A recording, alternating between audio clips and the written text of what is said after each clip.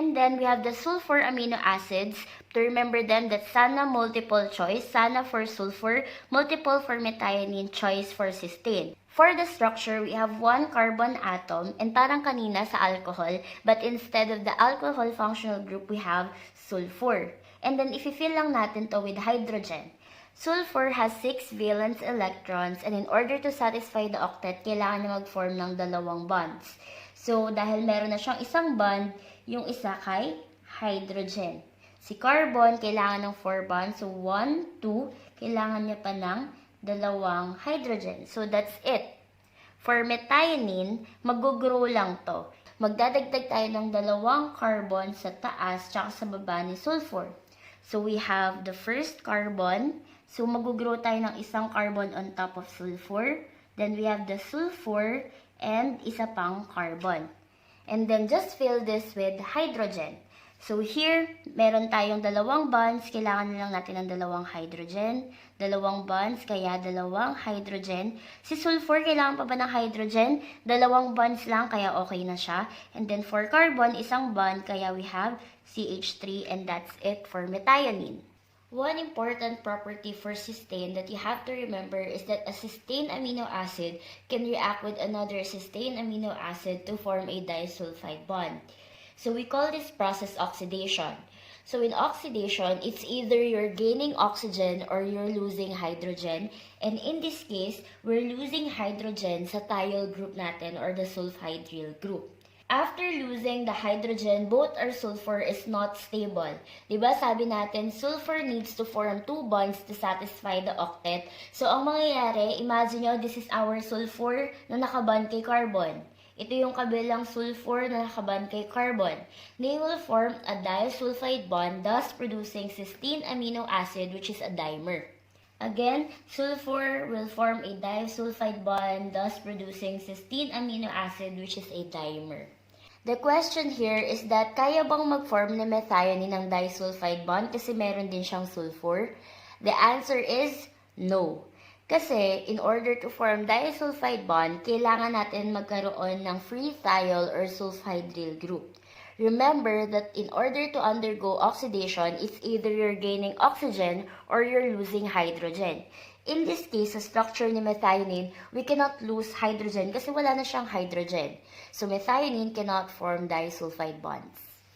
In naming amino acid, we have 3-letter abbreviation and 1-letter abbreviation for each amino acid. So from aliphatic to sulfur, so aliphatic, that's grandma always visits Lolo in Paris. Alcohol is a serious threat. Sulfur, that's sana multiple choice. So for these amino acids, their 3-letter abbreviation is just the first 3 letters of its name except for isoleucine. Diba isoleucine is an isomer of leucine? So isomer of leucine. ILE. And the first letter abbreviation naman is just the first letter of its name. Next, we have the acidic amino acids. What make them acidic is that they have extra carboxylic acid in their side chain. So they are the aspartic acid and the glutamic acid. For the structure, madali lang siyang tandaan kasi we only have one carbon and then yung functional group ng carboxylic acid which is COOH.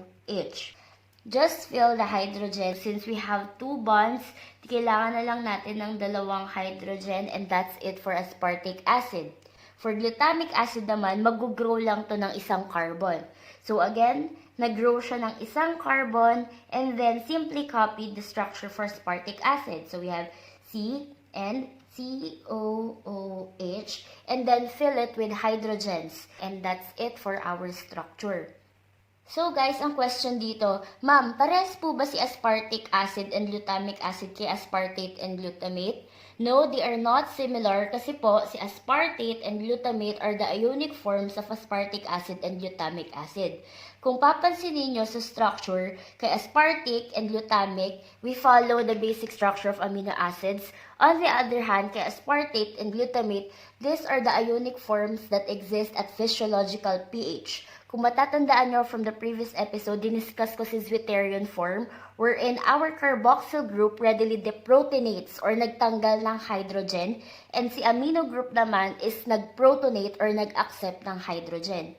So since our ionic forms may dalawang carboxyl group, parehas silang nagde-deprotonate or nagtatanggal ng hydrogen, giving it a negative charge. For the three-letter designation of the amino acids, it's just the first three letters of its name. So same lang yung kay aspartate, kay aspartic acid, since it's just the ionic form of this amino acid. So that's asp and glu. For the first letter abbreviation naman, for aspartic acid, that's letter D, and for glutamic acid, that's letter E.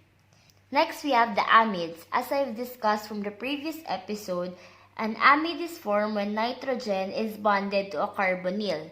So, a carbonyl is carbon that is double bonded to oxygen. So, here mapapansin nyo, hindi ko in-erase si aspartic acid and glutamic acid kasi ito yung clue din natin for our amides. So, we have asparagine and glutamine.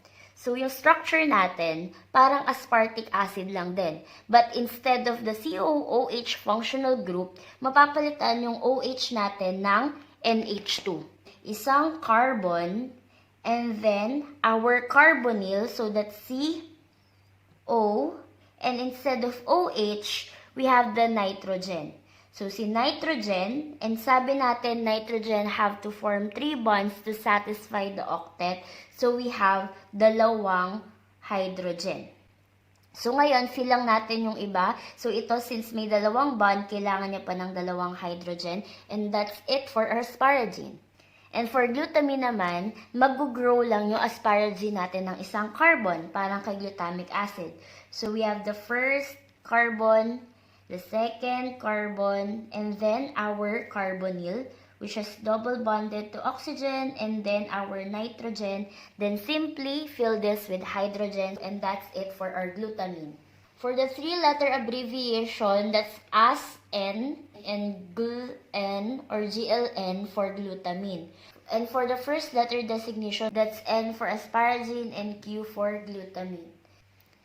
Then we have the basic amino acid, and what makes them basic is that they have extra amino group in their side chain.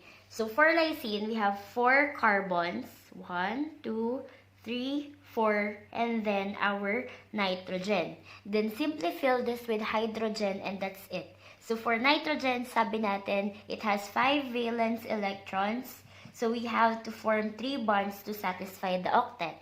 So since meron ng isa, kailangan na lang natin ng dalawa.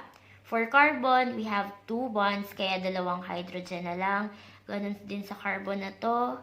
Dalawang hydrogen, and that's it for our lysine. Next, we have arginine. For arginine, magsaswap ng position si nitrogen and carbon, and then magbabranch ng dalawang ugat.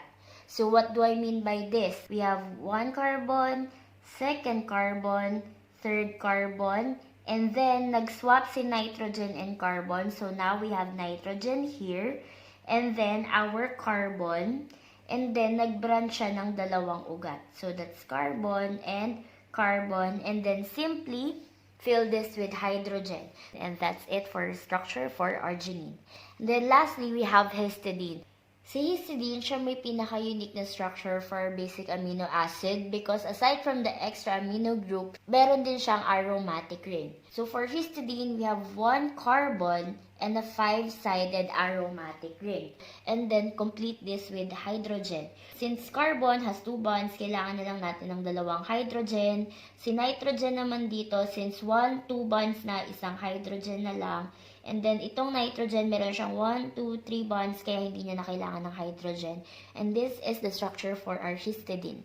For the 3-letter abbreviation, that's just the 3 letters of its name. So, that's Lys, Arg, and His. And for the 1-letter abbreviation naman, ito yung medyo unique. Kasi for lysine, we have K, parang KL. For arginine, madali lang, R lang.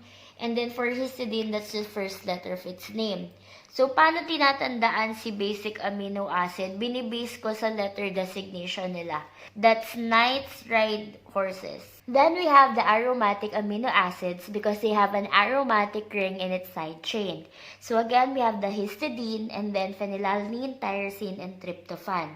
So, isa-isahin natin siya. Starting with phenylalanine from the name itself, it's just alanine with a phenyl group. So, phenyl stands for our benzene ring. For alanine, we have 1 carbon And then phenyl is the benzene ring.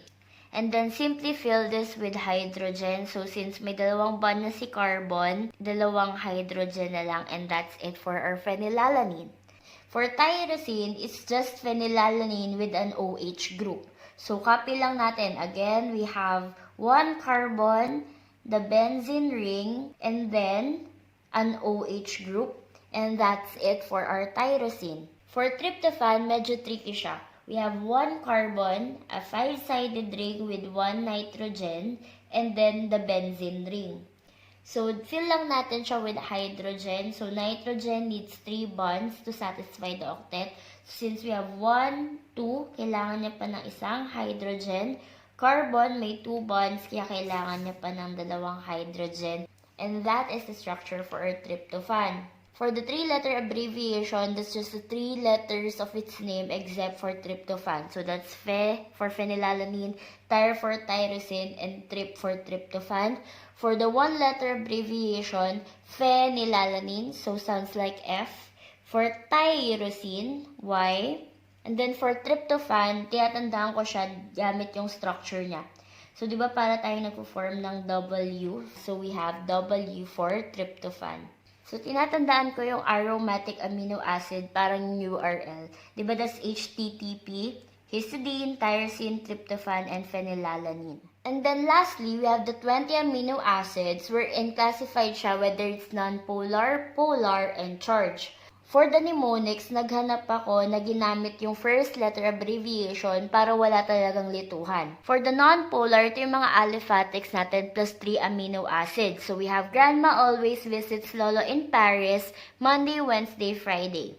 For polar, di ba parang sa pole, we have Santa's team crafts new quilts yearly. So that's serine, threonine, cysteine. So asparagine N, glutamine Q, tyrosine Y.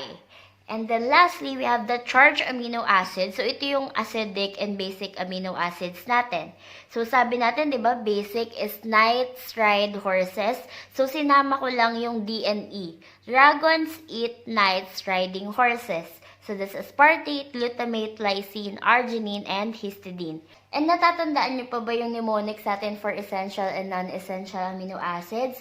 For essential, that's PVT or private team hall. And for non-essential, that's almost all girls go crazy after getting taken prom shopping. Sana may naitulong sa inyong video na to. Ito ay tips lang, pero mas maganda talaga if you just practice doing the structures over and over para madali nyo siyang matandaan. Thank you for watching. Bye!